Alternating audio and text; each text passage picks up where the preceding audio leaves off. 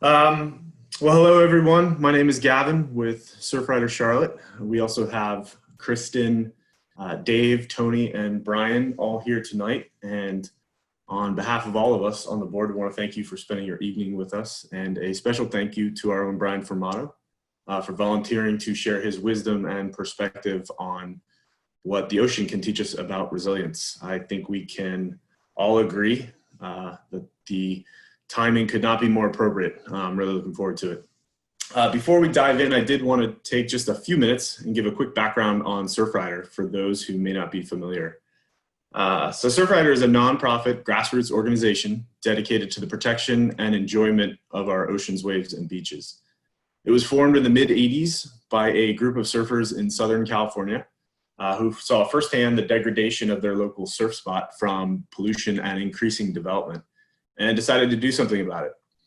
Fast forward 36 years, and there are now over 80 chapters and 80 plus student clubs across the country carrying out that mission, which is focused on 5 main areas: plastic pollution, water quality, beach access, the protection of ocean ecosystems, and preservation of our coastlines.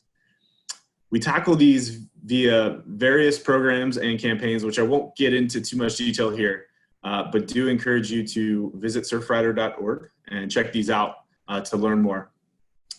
And one of the ways we measure success at Surfrider is through victories, which can be anything from passing ordinances against single-use plastics to removing parking restrictions at a public beach area to preventing offshore drilling and seismic blasting. And as you can see, we've been pretty active over the years, and you can actually read more about each victory at surfrider.org/victories. The Charlotte chapter was started by our own Tony Dobson back in 2013 and is one of the few inland chapters across the network. We are 200 miles from the coast, but that's close enough to have an impact, and it all starts upstream with our local lakes, rivers, and creeks. So we focus primarily on plastic pollution via cleanups throughout the area, and our Rise Against Plastics Committee, which has a lot of great momentum right now, helping local businesses and individuals reduce single-use plastics. Anything as simple as restaurants asking customers to check the box for disposable cutlery for takeout instead of automatically providing it, to full-scale replacement of disposable plastics with reusable alternatives. Second, we focus on water quality through storm drain markings and clearings, and as well as sustainable landscaping for both residential and public spaces to slow it, spread it, and sink it. Keep that polluted runoff from degrading our many creeks in Charlotte. And lastly, supporting our nearby coastal communities in the fight against offshore drilling and seismic blasting. And one more thing I'll add just on a personal note, and that's what really drives my interest in Surfrider's mission, beyond the more obvious benefits of clean and healthy waterways, is our deeper connection to water. And that's why I'm really excited to listen to Brian tonight, because I believe the experiences we have in, on, or near water, and specifically how those experiences impact us in a positive way, and what they can teach us if we just pay closer attention. I think that's really powerful. And I think now more than ever in our lifetimes, we're starting to recognize that. And obviously it only works if our waterways and natural environment overall are clean, healthy, and accessible. So I hope that gives some helpful context. And without further preamble, Brian, I'll turn it over to you. Thanks again for doing this.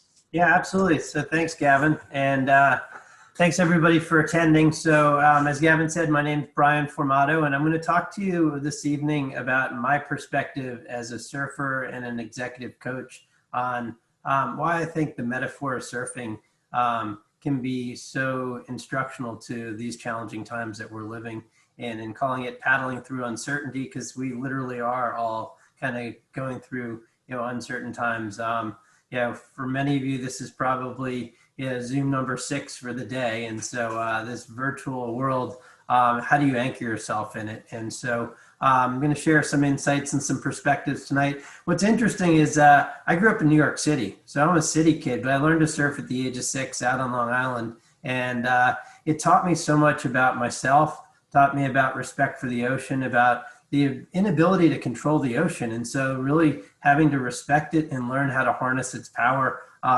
And, no 2 days on the ocean are the same. And so that idea of an ever evolving landscape, and we'll get more into that. But as a result, I've been able to incorporate it into the work that I do as an executive coach. I think this is a really good place to start. So this is a picture of a turtle that has traveled over 1,000 miles to this beach in Astanales, Costa Rica. And this is an annual pilgrimage that these turtles make to nest. And what was interesting is I was there to run a leadership development program, LeaderSurf, that I'll share a little bit more about in a minute. But we went to this beach to watch these nesting turtles, and National Geographic was there taking pictures and filming this. They've been waiting for 2 weeks for this event. And I just randomly showed up and got to see what these guys had basically planned a year to go and see. And it was this amazing experience, but you think about the grit and the resilience that these turtles have to put themselves through to make this journey in order to nest and then to lay their eggs, and then the hope that those eggs hatch and that they spawn baby turtles. And so it was just an incredible sight of nature. But I love this quote, which is from the former president of Harvard, James Conan, which is really that, "Behold the turtle, he only makes progress when he sticks his neck out." And I think what we'll find as we go through this evening is that we as humans tend to be risk averse. But when we do stick our neck out and try new things, that's when our greatest learnings occur. And so, my encouragement to my coaching clients and the companies that I work with is always to try new things and go out there with the idea that experiments never fail, that there's always going to be learning. And therefore, when you do stick your neck out, that's when you make the most progress.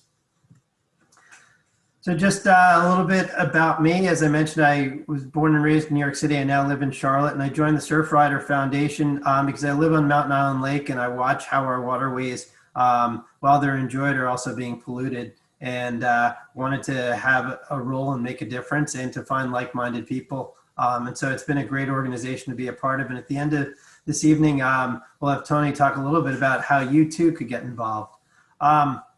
So after 20-something years of working for a number of different companies, I moved to Charlotte with Time Warner Cable. I worked for Ingersoll Rand here. I started this consulting firm called Groove Management and help organizations really define their groove, what makes them better, special, or different. And a lot of that work was around leadership development and executive coaching. And what I found was that so many leadership programs are done in a classroom under fluorescent lights, and they don't really deliver on the promise of building better leaders. And so I started thinking about my love for the ocean and for surfing, and said, could I build a leadership program that took some people to a place they wanted to be, to a beach, put them in shorts and t-shirts, did real classroom learning, but the classroom was a tiki hut, and then incorporated surfing lessons into the program. And so for the past 4 years, I've been running a program until COVID hit called LeaderSurf that takes people to either Costa Rica or Nicaragua for a week of learning. And this list of companies are all participants, companies that have sent participants to the program. And so I hope, in 2021, when the situation improves, to get a chance to go back and continue to develop leaders through this unique approach.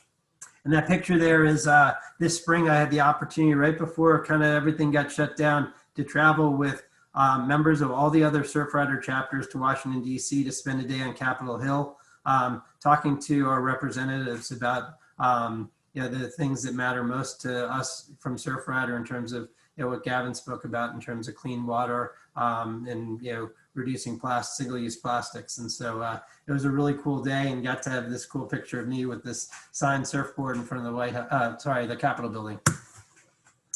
So as we go through this evening, what I hope to leave you with are 10 lessons, 10 things that you can do to help you paddle through uncertainty.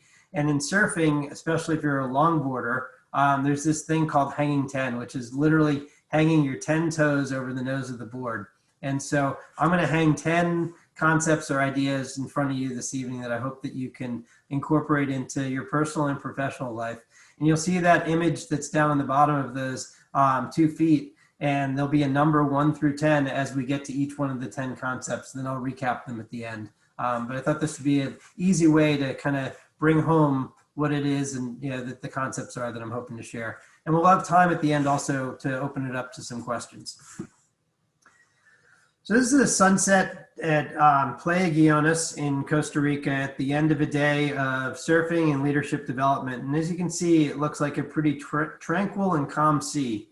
And so I think what I love about the ocean is that no 2 days are the same.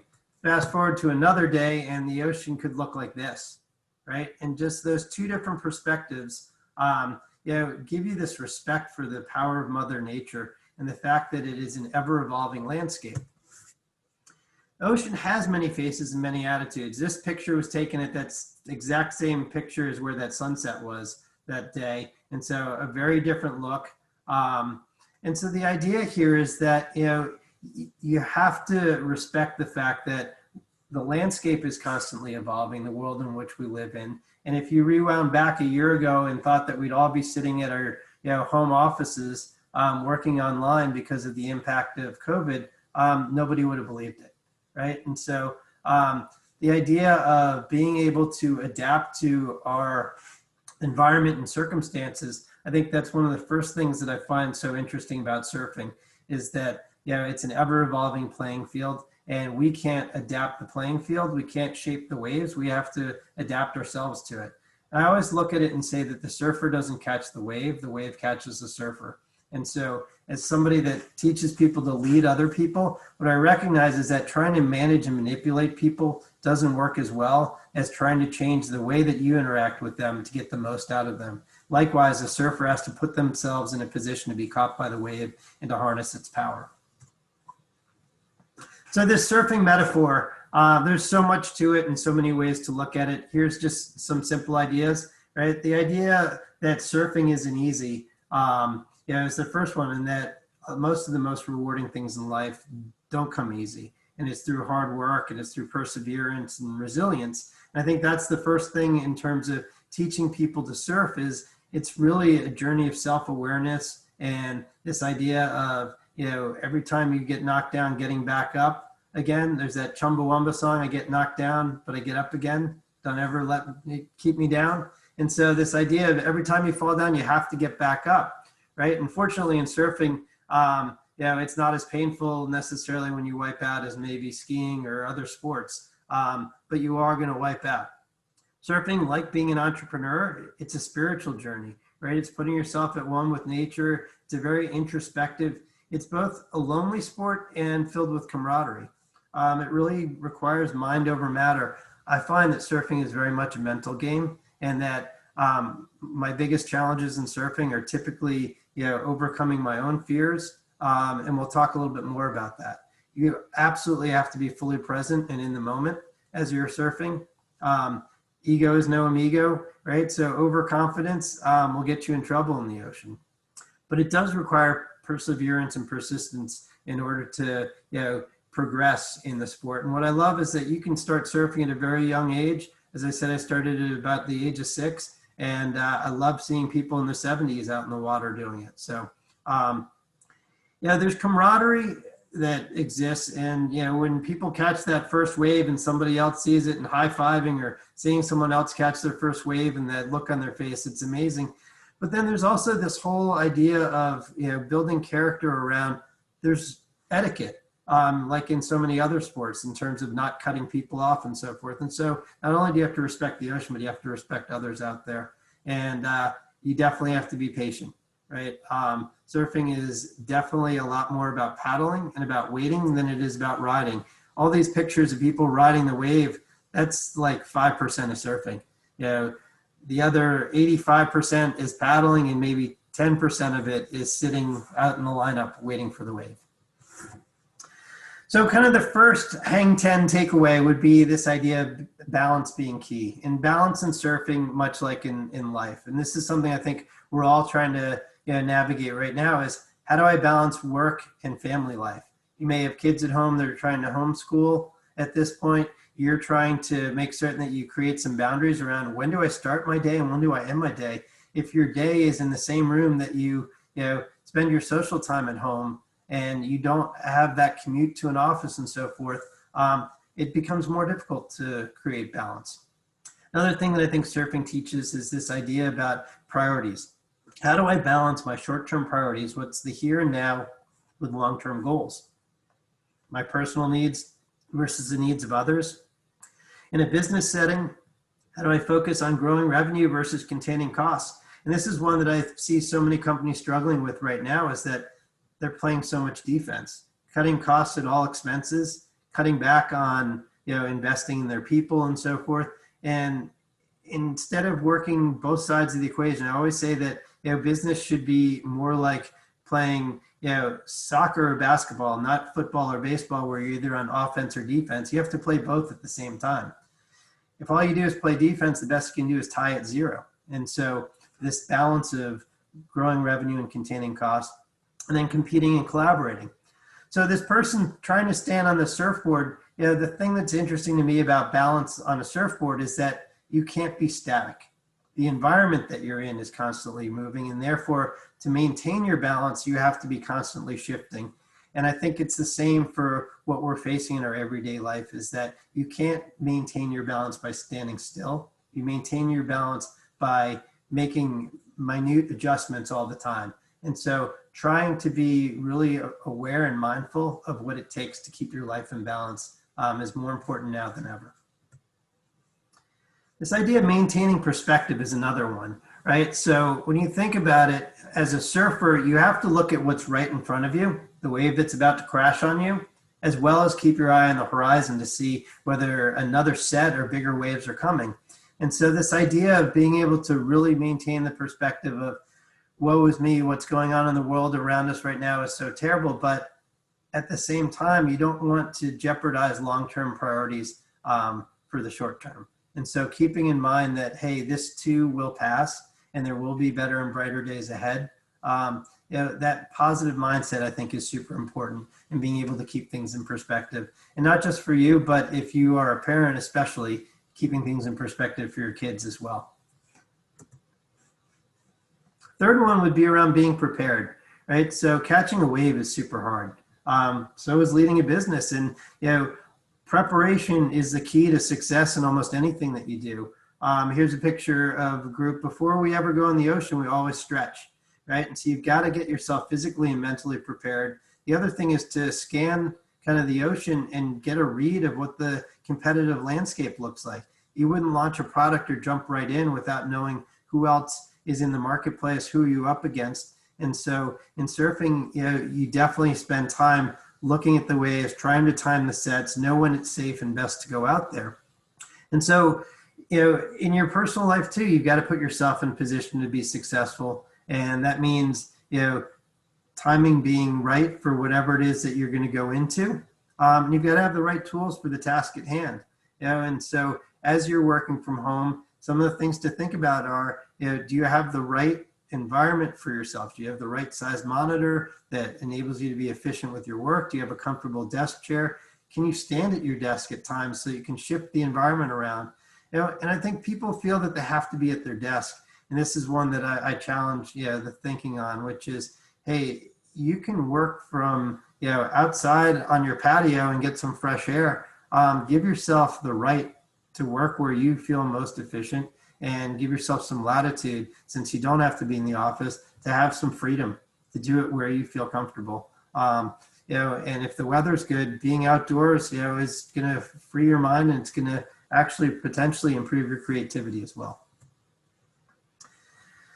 So one of the things that I love about surfing as a way to, teach people new skills, especially about leadership, is this idea that, Laird Hamilton, big wave surfer and fitness guru, says wiping out is an unappreciated skill.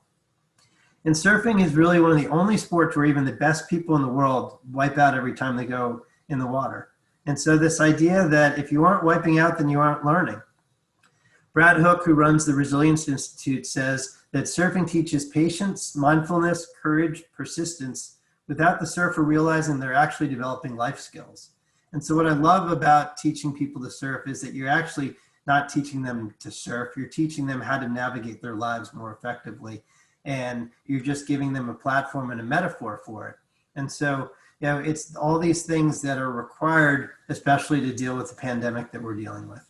But this idea of, being willing to wipe out, And to make mistakes, once again, back to the turtle, stick your neck out. So when you think about resilience, let me start with just a basic definition. Resilience is the capacity to adapt from negative change and to recover from it as quickly as possible. It's something that we all need, and it's kind of a foundation to happiness and success in life. And if you look at kind of where resilience starts, it really starts up here in your mind, right? And so it's like with your beliefs, your thoughts, your feelings, which then translate into action and results. And so we've got to have this mind over matter approach when we're dealing with, difficulties, and that's what leads to being resilient. So what I'd like you to do for the next 30 seconds or so is think about the largest obstacle you've ever had to overcome in your life. Get something in mind, something that you had to overcome. And I want you to kind of think about what that specific situation was. And then I'm going to ask a follow-up question.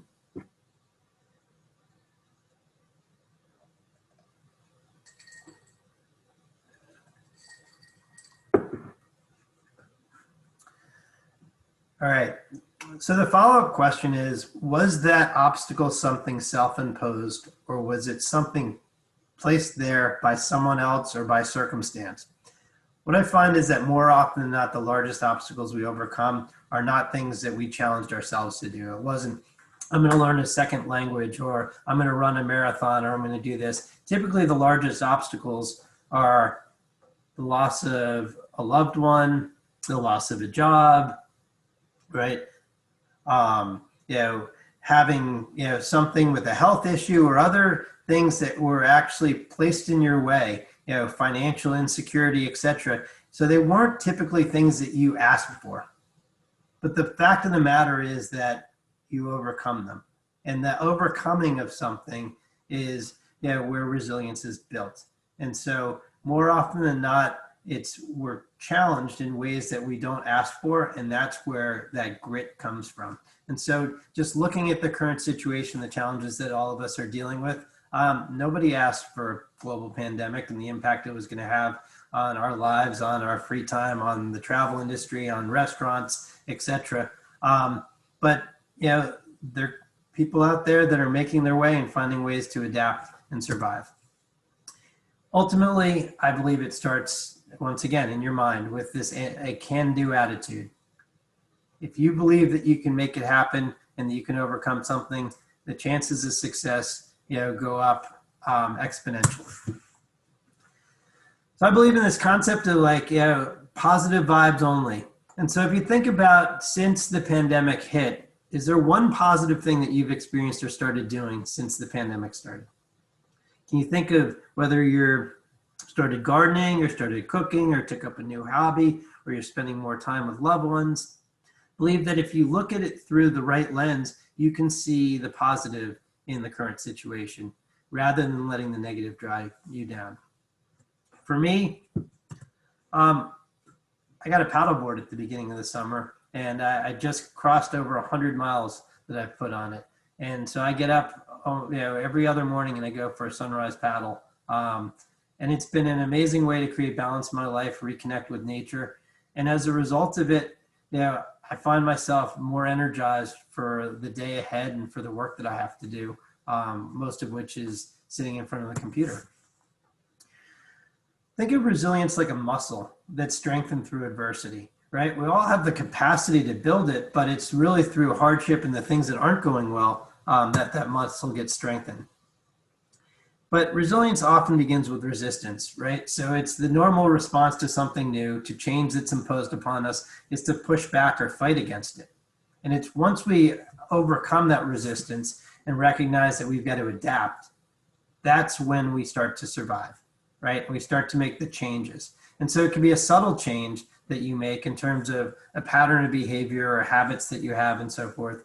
And so, my challenge to you is be mindful of what your daily routine looks like. How do you start your day? How do you end your day? What do you do differently? And can you get into a groove or a better pattern, especially now that summer's over and this is more of a time for back to routines? Having that routine and adapting, I think, will be really helpful. This image on the left is what Instagram and social media makes us think success looks like. This straight line from, I had an idea to all of a sudden, like I've got 1 million followers and I'm awesome. When in fact, more often than not, the path to success has a lot of detours, roadblocks, and so forth. And so this idea of being able to adapt to negative change and recover from it quickly, it can be learned and cultivated. And the people that have been through crap and that have had to deal with adversity, typically that muscle of resilience is stronger in them. So that when they hit more adversity, they deal with it more effectively than people that haven't dealt with it before. So if you think for a minute about the most resilient person you know, who are they? What makes them resilient? What did they face? And what did they do to overcome it?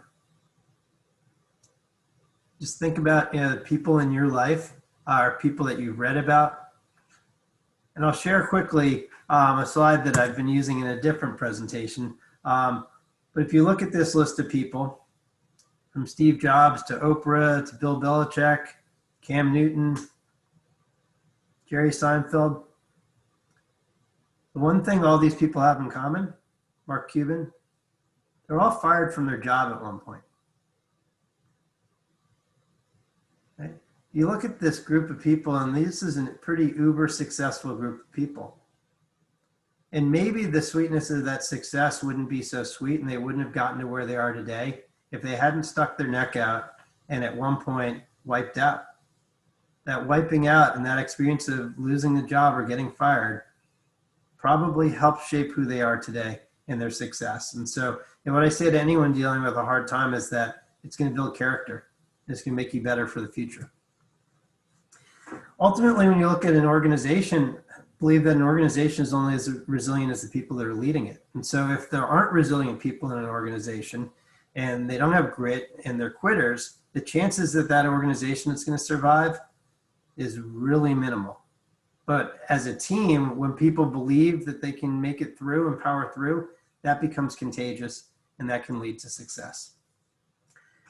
It really starts in your mind. So this guy, Robbie, standing on the surfboard there, came from India to the LeaderSurf program. He works for FCB India, which is a big global ad agency. And when he was asked by his boss to attend the program, his concern was, well, I don't really swim very well, and I'm a little afraid of the ocean. Robbie had in his mind that he was going to make this happen and that his goal was that he was going to actually surf. And through that self-confidence and through trusting the process and those around him, he ultimately was able to ride a wave that week and never got into trouble in the ocean or anything. But it all started with him having that belief in himself and the determination. Another characteristic of resilient people is that they're self-aware. They're really tuned into how the world is impacting them. And so they reflect, they take time to be mindful, to reflect on how things are impacting them. Resilient people typically see obstacles as challenges, right? They don't see them as things that can't be overcome. They see them as things to overcome or to go around.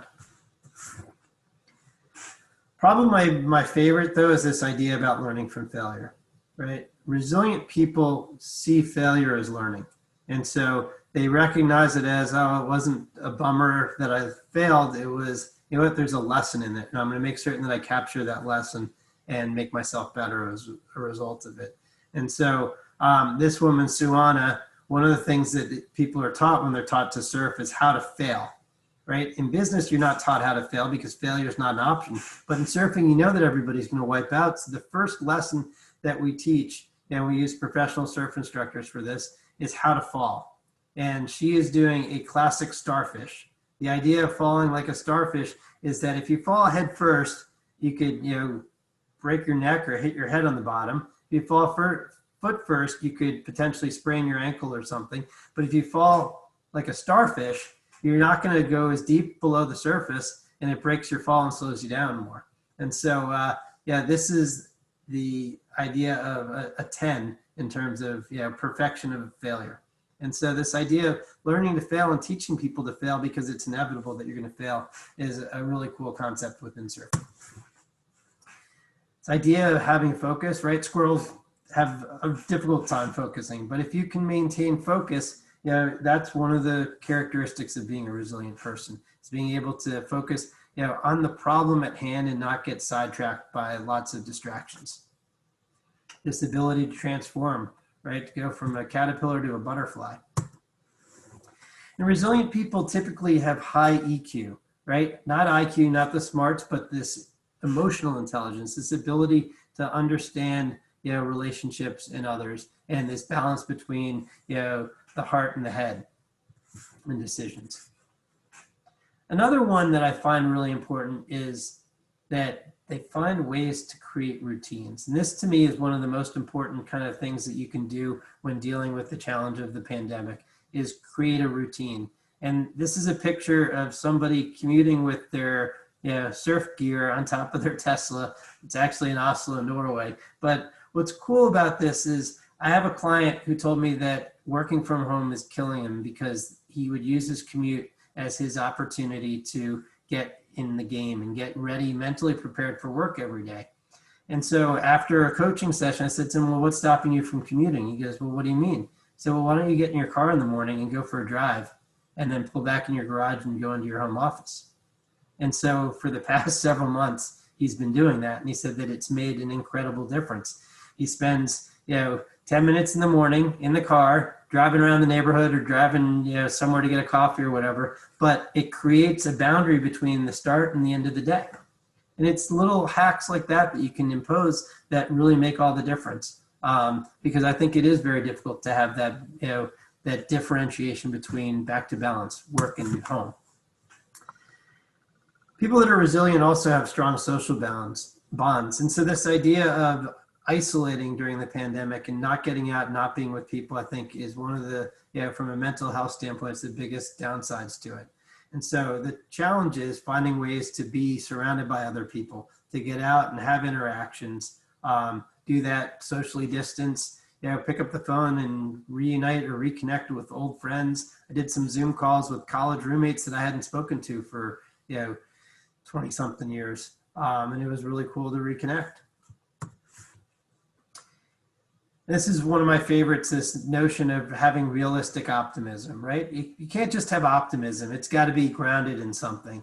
And so this idea of the pessimist complaining about the wind, the optimist expecting it to change, and the realist says, you know what, I'm going to adjust the sails. And it goes back to you can't control the ocean, but you can adapt yourself to make the most of the situation. I think it's the same thing in terms of what people need to do in their personal lives. So this is a hack that a friend of mine from the UK, Ryan Hartley, had shared with me, and I think it's a really cool concept. So we all know that when your computer stops working, that you hit Control-Alt-Delete. If you're not on a Mac, if you're on a PC, you have to kind of reset it. But this concept of Control-Alt-Delete, as you're stressed out and dealing with the uncertainty in front of you, think about it from the standpoint of control. Determine what you can control and take command of in your life. What are those things that are within your purview and that you have authorship over, and you should control them? Alternate. Seek alternative courses and change yourself. This is back to the adaptation. The things that you can't control, you may have to change yourself to adapt to the situation. And then the last is delete. And you have to let go of those things that you can't control and not let them paralyze or burden you too much. I talk about it from the standpoint of, on your phone, how you've got background apps that you leave open. You're not using the app, but it's draining battery power.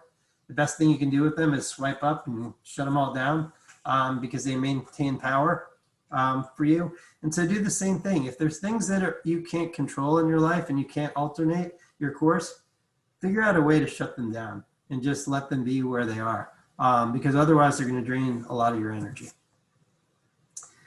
This last concept, which is really where my company Groove Management was born out of, is this idea about finding your groove, what makes you better or special or different. It's this concept called appreciative inquiry. And so instead of focusing on what's wrong and trying to fix problems, the concept of appreciative inquiry is to ask the question, what's working really well and how do I leverage what's working well to address the things that then need improvement. And so here's an executive that came to the LeaderSurf program and he never got up on his feet, but he was an amazing knee surfer. And so, from an appreciation standpoint, Tom had a blast. He caught lots of waves and he was really good.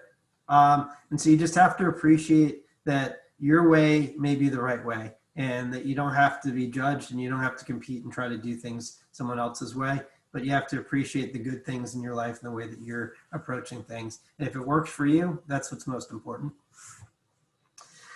And so the last one concept is this idea about committing and taking the drop. When you're surfing, one of the biggest kind of moments of truth is as you start paddling for a wave and the wave starts to pitch up, you have this split-second decision of either going for it or not. And if you don't go for it, you may stand up and the wave will pass you by and you'll have missed the wave. And if you do go for it and you go for it too late, you'll go over the falls. And so timing is everything. And so this is where surfing is a mental game. And so in your personal life, what you can learn from that is overcoming those demons in your head and being able to say, I'm going to commit to doing things. And I think it's a really good idea to write down your commitments and then have an accountability partner, somebody that can say to you, did you follow through on what you said you were going to do?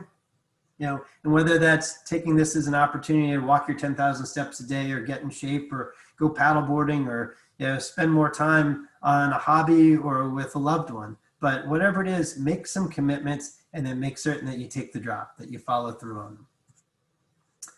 So just to recap, hang 10. First, having balance in your life is key. Maintaining that perspective of what's right in front of you and what's on the horizon. You know, being prepared, like mentally and physically prepared for whatever you may face. Be willing to wipe out. Know that making mistakes is where the learning happens. Having that can-do attitude. Be self-aware. Look in the mirror a little bit more and reflect on, you know, how am I dealing with this? And I'm not alone in having uncertainty around the world around me and what's going on, and job insecurity, and wondering about, am I going to get to travel and see family for the holidays, etc. Just be in tune with how all of this is impacting you. Embrace failure as learning. So, take a few risks and see if you can fail at a few things and what you can learn from them. Remember that Control-Alt-Delete concept. Appreciate and be inquisitive about the things that are working well and ask, are they working well by luck, or are they working well because I planned them to work well? And what else can you apply that to in your life? And the last is, commit to taking the drop. Go for it, and whatever it is that you're trying to do in your life. I love this Einstein quote. He says, life is like riding a bicycle, but I'm going to put a surfboard in there instead. To keep your balance, you got to keep moving. So, in these uncertain times, to keep your life in balance, I think it is important to keep moving. Don't become static and stagnant and, a couch potato, but get up and get moving, and get out there and try new things. And I think that it will be more fulfilling for you all around. So last piece, really, this LeaderSurf program that I talk about, I'm hoping that it can go again in 2021. As of now, we haven't planned a program, but you can't stop the waves, but you can learn to surf. And what we do is 5 nights, 6 days of leadership development, typically paid for by a corporate employer as a leadership program, sending individuals or sending a group. We do leadership modules. There's one-on-one executive coaching. Each person brings a business challenge that they share with the other participants, and those participants weigh in on how they think the person should address their challenge. We do the daily surfing lessons. And then we do a community aid project to give back. What was cool is we partnered with Waves for Water when we were in Nicaragua, and we installed water filtrations in villages that didn't have access to clean drinking water. And in Costa Rica, we've been building and installing swing sets at schools and at community centers for the kids. And so it's a rewarding servant leadership approach. And so hope people will go to leadersurf.com to learn more about that, or more about the coaching and leadership programs that I run under Groove Management. So I hope you took some nuggets away from this, and I'm going to turn it over to Tony for a couple minutes to talk about Surfrider Charlotte and membership, and then I'll open it up to some questions.